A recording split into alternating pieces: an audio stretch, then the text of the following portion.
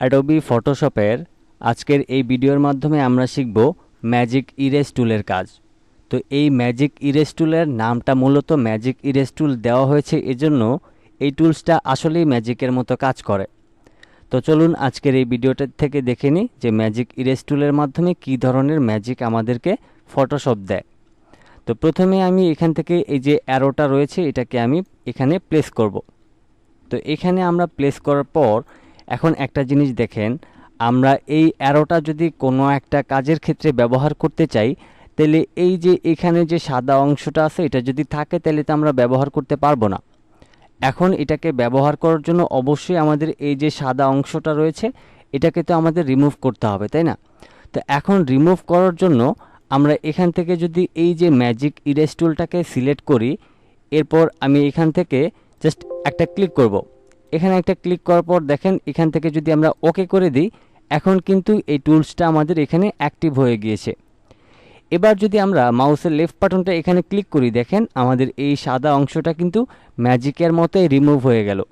এবার আমরা যদি এই অংশে ক্লিক করি, দেখেন এই অংশটাও কিন্তু ম্যাজিকের মতোই রিমুভ হয়ে গিয়েছে। তো আমি একটু কন্ট্রোল জেড দিয়ে বিষয়টা আপনাদেরকে বুঝাই। যেমন দেখেন এইখানে আমাদের এই যে এই অ্যারোটার সাথে যে সাদা কালারটা রয়েছে এটাকে বলা হয় সলিড কালার।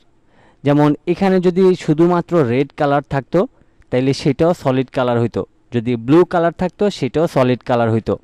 তো সলিড কালার বলতে হচ্ছে এই যে এখানে আমাদের যে অবজেক্টটা রয়েছে, ধরেন এই যে অ্যারোটা রয়েছে এটা ধরেন আমাদের একটা ডিজাইন। এখন ডিজাইনের পিছনে যদি আমাদের বিভিন্ন প্রকার ব্যাকগ্রাউন্ডের বিভিন্ন প্রকার কালার থাকতো তখন কিন্তু সেটা সলিড কালার হইতো না। যখনই আপনি কোনো একটা ডিজাইনের পিছনে এক কালার থাকবে, যে কোনো কালারই হোক না কেন সেটা শুধুমাত্র একটা কালার থাকবে, সেটাকে বলা হয় সলিড কালার। আর যখনই কোনো সলিড কালার থাকবে তখন কিন্তু আপনি এই ম্যাজিক ইরেজ টুলের মাধ্যমে ম্যাজিকের মতো করে আপনি এটার ব্যাকগ্রাউন্ডটাকে এক ক্লিকে কিন্তু ইরেজ করতে পারবেন একদম নিখুঁতভাবে।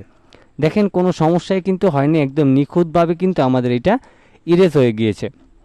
এখন এখানে আমরা এটাকে ইরেজ করলাম। এখন আমরা যদি এটাকে আমাদের কাজের প্রয়োজনে আমরা ধরেন এখান থেকে এই অ্যারোটার যদি কালার পরিবর্তন করতে চাই, যেমন এখান থেকে এখন আমরা যেটা করব, আমরা এখান থেকে ম্যাজিক ওয়াইন টুলটাকে সিলেক্ট করব।